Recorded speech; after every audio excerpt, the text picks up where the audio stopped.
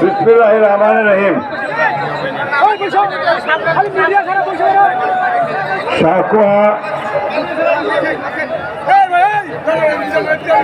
অনুষ্ঠিত আজকে বিএনপির এই বিশাল জনসভা সম্মানিত সভাপতি